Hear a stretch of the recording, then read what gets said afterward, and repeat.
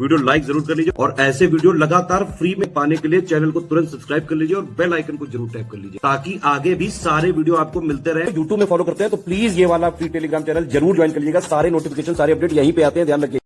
Hello friends, मेरा नाम है वैभव और आप लोग देख रहे हैं UPPSC best online coaching you series लेके आए हैं, जो कि क्विक रिवीजन सीरीज है। यानी कि जो भी एग्जामिनेशन में पूछा जाएगा उस सबको हम लोग फटाफट सारी चीज़ों को कवर अप करते हुए चलेंगे। ठीक है।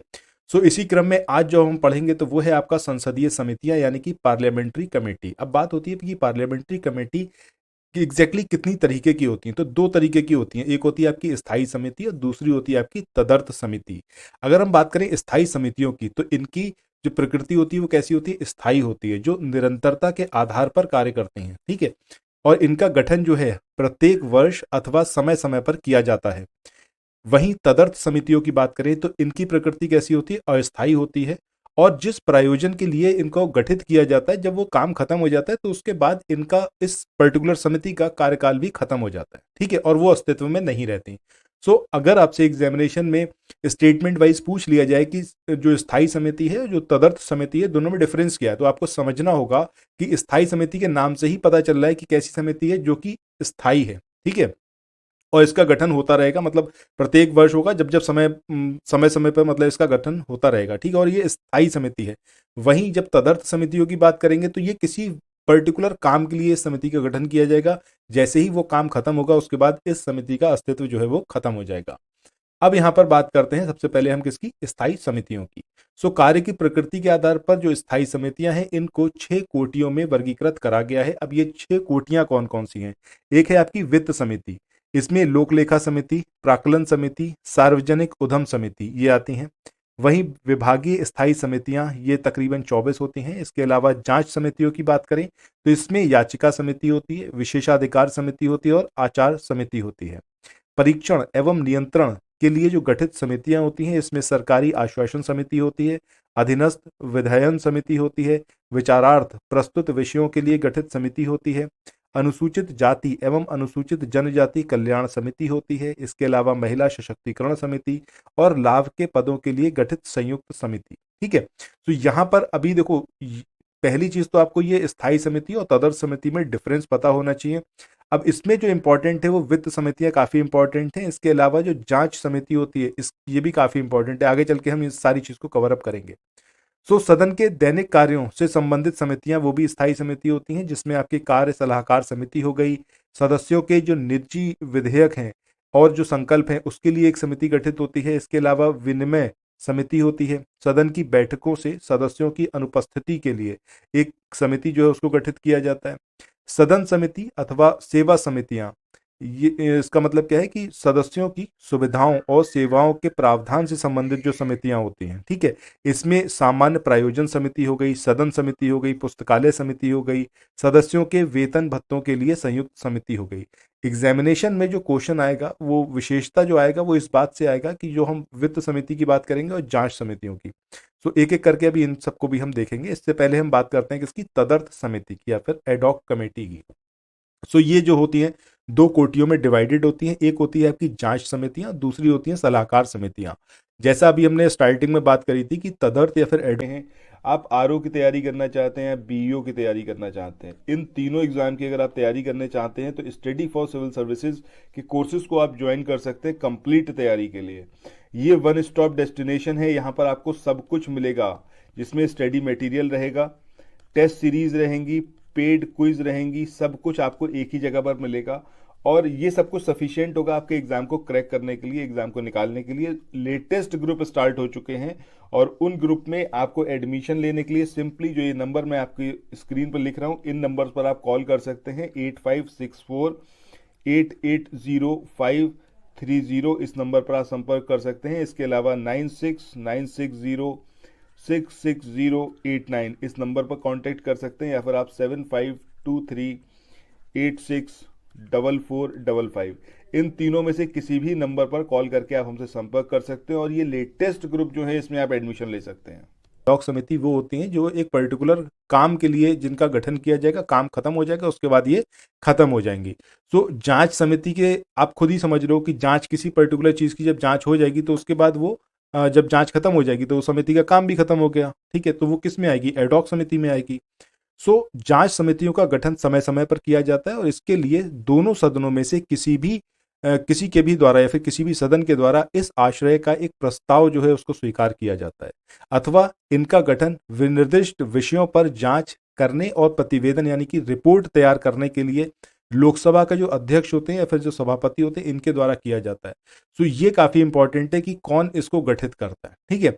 इसके अलावा सलाहकार समितियों की बात करें तो इसके अंतर्गत विधेयकों के लिए जो गठित प्रवर और संयुक्त समितियां इसके अंदर सम्मिलित होती हैं, जिनका गठन किसी विशेष विधेयक के बारे में विचार करने तथा प्रतिवेदन देने यानी कि रिपोर्ट देने के लिए किया जाता है। और ये समितियां अन्य तदर्थ समितियों से इस अर्थ में भिन्न होती हैं कि ये विधेयकों से ही संबंधित होती हैं और इनके द्वारा जो कार्य पद्धति अपनाई जाती है वो कार्य पद्धति नियमों और लोकसभा अध्यक्ष और सभापति के निर्देशों में उल्लेखित होती है। मतलब किस तरीके से इन्हें काम करना है, क्या इनका कल्चर रहेगा काम करने का, वो सब कुछ किसके बेस पर डिसाइड रहता है, एक तो कार्य पद्धतियों के नियम है उसके बेस पर, इसके अलावा लोकसभा अध्यक्ष जो है जो निर्देश देते हैं उसके बेस पर। इसके बाद जो अभी हम बात कर रहे थे कि हम जो स्थायी समितियों में लोक सेवा समिति, ये काफी इंपॉर्टेंट है, इसके बारे में देखते हैं। सो ये जो लोक लेखा समिति है इसका गठन भारत सरकार अधिनियम 1919 के अंतर्गत पहली बार कब हुआ था, 1921 में।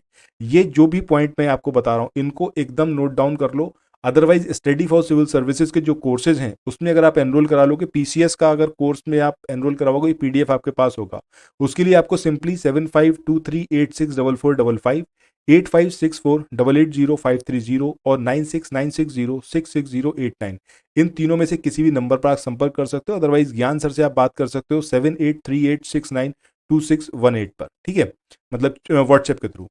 उसके बाद जो है आप कोर्स में एनरोल करवा लो, उसके बाद ये पीडीएफ आपके पास होगा, मल्टीपल टाइम्स आप इसको रिवाइज कर पाओगे, ठीक है। चलो, सो अभी हमने बात करी कि पहली बार जो लोक लेखा समिति है इसका गठन हुआ किसके कौन से एक्ट के थ्रू, 1919 का जो एक्ट था भारत शासन अधिनियम, अंग्रेजों के टाइम की बात है। उसके बाद पहली बार 1921 में इसको गठित किया गया और तब से ये अस्तित्व में है। टोटल इसमें जो नंबर ऑफ मेंबर्स होते हैं वो कितने होते हैं, 22। ये नोट डाउन कर लो, बहुत इंपॉर्टेंट है, सेवरल टाइम्स क्वेश्चन आ चुका है इसके ऊपर। इन 22 में से 15 होते हैं लोकसभा से और 7 होते हैं आपके राज्यसभा से। हर साल संसद द्वारा इसके सदस्यों में से समानुपातिक प्रतिनिधित्व के सिद्धांत के अनुसार एक हस्तांतरणीय मत के माध्यम से लोक लेखा समिति इसके सदस्यों का चुनाव किया जाता है। चलो, इसके बाद नेक्स्ट जो इंपॉर्टेंट है वो है आपकी प्राक्कलन समिति। सो प्राक्कलन समिति की बात करें सो इसकी उत्पत्ति का पता 1921 में गठित स्थायी वित्तीय समिति से लगाया जा सकता है। स्वतंत्रता पश्चात पहली बार जो है जॉन मथाई की सिफारिश पर 1950 में पहली प्राक्कलन समिति का गठन किया गया। तो एग्जामिनेशन में पहली बार क्या हुआ, तो इस तरीके के क्वेश्चन जरूर पूछे जाते हैं, तो आपको याद रखना है प्राक्कलन समिति का पहली बार जो गठन हुआ वो कब हुआ, 1950 में। मथाई उस समय वित्त मंत्री थे जब इनकी सिफारिश के बिहाफ पर जो है प्राक्कलन समिति या फिर एस्टिमेट समिति इसका गठन किया गया। मूलतः इसमें 25 सदस्य थे, लेकिन 1956 में इसके सदस्यों की संख्या बढ़ाकर कितनी कर दी गई, 30 कर दी गई। और ये 30 के 30 सदस्य लोकसभा के ही होते हैं। This is very important and crucial point, याद रखिएगा। प्राक्कलन समिति या फिर एस्टिमेट समिति में सारे सदस्य कहाँ के होते हैं, लोकसभा के। और इस समिति में राज्यसभा का कोई प्रतिनिधित्व नहीं होता, जीरो रिप्रेजेंटेशन होता है राज्यसभा का। इसके सदस्यों का चुनाव प्रतिवर्ष लोकसभा द्वारा इसके सदस्यों में से किया जाता है और इसमें समानुपातिक प्रतिनिधित्व के सिद्धांत का पालन एकल हस्तांतरणीय मत के माध्यम से किया जाता है।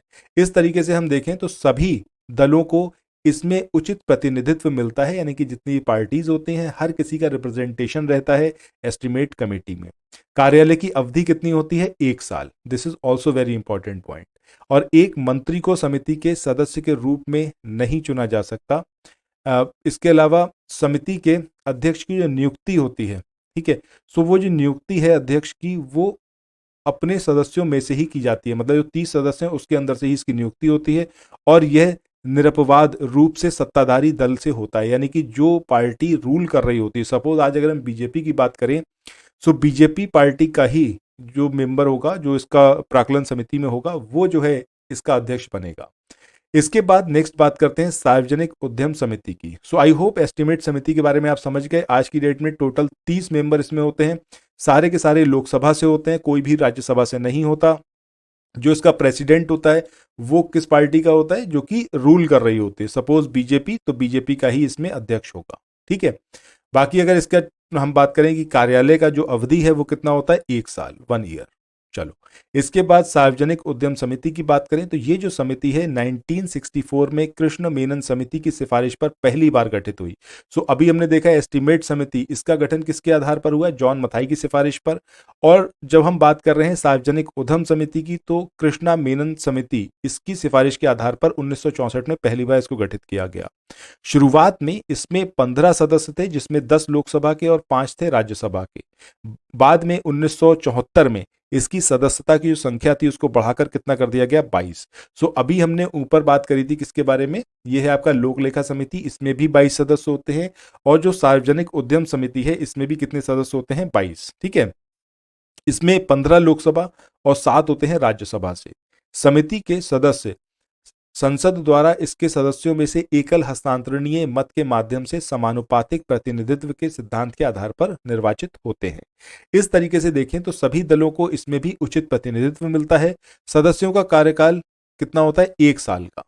और एक मंत्री को समिति के सदस्य के रूप में नहीं चुना जा सकता, और मतलब जो मंत्री होते हैं वो इसमें नहीं शामिल होंगे। सिमिलरली जब हम एस्टीमेट समिति की बात कर रहे थे उसमें भी यही चीज थी कि एक मंत्री जो है वो इस समिति का सदस्य नहीं हो सकता। समिति के अध्यक्ष की नियुक्ति अध्यक्ष द्वारा अपने सदस्यों में से की जाती है, जो केवल लोकसभा से ही चुने जाते हैं। This is also very important point. इस तरीके से देखें तो समिति के सदस्य जो लोग राज्यसभा से हैं उन्हें अध्यक्ष के रूप में नहीं नियुक्त किया जाएगा। सो यहां पर जब हमने बात करी प्राकलन समिति या फिर एस्टीमेट कमेटी की, तो इसमें जितने भी मेंबर्स होंगे सारे के सारे लोकसभा से ही होंगे, राज्यसभा का मेंबर ही नहीं होगा। ये इंपॉर्टेंट है। जब हम सार्वजनिक उद्यम समिति की बात कर रहे हैं तो इसमें लोकसभा राज्यसभा दोनों सदनों से होंगे, लेकिन जो अध्यक्ष होगा वो सिर्फ और सिर्फ लोकसभा से ही होगा। इसके बाद आगे बढ़ते हैं और बात करते हैं यहाँ पर विशेष समितियों की। सो प्राक्कलन समिति सदस्यों की संख्या अभी हमने देखी है 30 होती है। कार्यकाल की बात करें तो प्राक्कलन समिति हो गई, लोक लेखा समिति हो गई, सरकारी उपक्रम संबंधी समिति हो गई, सबका जो कार्यकाल होता है वो कितना, 1 साल का होता है और लोकसभा से निर्वाचित होता है। जब हम प्राक्कलन समिति की बात करें तो उसका अध्यक्ष, जब हम बात करें लोक लेखा समिति की तो इसमें मतलब प्राक्कलन समिति की तो अभी हमने देखा कि सारे के सारे मेंबर्स लोकसभा से ही होंगे, तो ऑब्वियसली बात है अध्यक्ष भी लोकसभा का ही एक मेंबर होगा, मंत्री नहीं हो सकता। ठीक है। जबकि हम लोक लेखा समिति की बात करें टोटल मेंबर होंगे 22, 15 और 7 का इसमें रेशो रहता है और इसमें दोनों सदनों से मेंबर्स होंगे। इसी तरीके से सरकारी उपक्रमों संबंधी समिति की बात करें, इसमें भी 22 होते हैं, 15-7 का रेशो रहेगा और इसमें भी दोनों सदनों द्वारा निर्वाचित इसके अंदर मेंबर्स रहते हैं। आगे बात करते हैं यहाँ पर हम महत्वपूर्ण कुछ तथ्य हैं उनके बारे में। सो याचिका समिति, इसके सदस्यों की संख्या कितनी होती है, 15। ये पॉइंट याद रखें आप। और लोक लेखा समिति अपनी रिपोर्ट लोकसभा के अध्यक्ष को सौंपती है। ये चीज याद रखना है आपको, लोक लेखा समिति की जो रिपोर्ट होगी वो किसको दी जाएगी, लोकसभा के अध्यक्ष को। सामान्यतः लोकसभा के विपक्ष के किसी सदस्य को इसका अध्यक्ष जो है वो नियुक्त किए जाने की परंपरा है और इस समिति के अध्यक्ष की नियुक्ति लोकसभा अध्यक्ष द्वारा की जाती है। वहीं सार्वजनिक लेखा समिति, प्राक्कलन समिति और सार्वजनिक उपक्रम समिति, ये तीनों ही भारतीय संसद की वित्तीय समितियां हैं। सो अगर एग्जामिनेशन में आपको 4 समितियां दी जाए और आपसे पूछा जाए कि इसमें से कौन सी वित्तीय समिति नहीं है, तो आपको याद रखना है कि भैया सार्वजनिक लेखा समिति, प्राक्कलन समिति और सार्वजनिक उपक्रम समिति, ये तीनों ही वित्तीय समितियां हैं। बहुत क्रूशियल पॉइंट है। 2G स्पेक्ट्रम घोटाले की जांच हेतु संयुक्त संसदीय समिति जेपीसी, इसके प्रस्ताव को लोकसभा द्वारा 24 फरवरी 2011 को और राज्यसभा द्वारा 1 मार्च 2011 को पारित किया गया और इस संयुक्त संसदीय समिति में कुल 30 मेंबर शामिल थे, जिसमें से 20 लोकसभा के थे और 10 थे राज्यसभा के। 2G स्पेक्ट्रम कांड की जांच करने हेतु संयुक्त संसदीय समिति का जो अध्यक्ष था वो कौन थे, आपके PC चारको, इनको बनाया गया और इन्होंने अपनी रिपोर्ट जो है लोकसभा अध्यक्ष मीरा कुमार इनको सौंपी थी। इसके बाद भारतीय संसद संसदीय समितियों के माध्यम से प्रशासन पर नियंत्रण करता है। अगर हम बात करें लोक वित्त पर नियंत्रण, तो ये जो है 3 समितियों के माध्यम से किया जाता है। इसमें लोक लेखा समिति है, प्राक्कलन समिति है और लोक उपक्रम पर समितियां हैं। ठीक है। और भारतीय संविधान में संसदीय समितियों के बारे में विशेष रूप से कोई उपबंध नहीं किया गया है।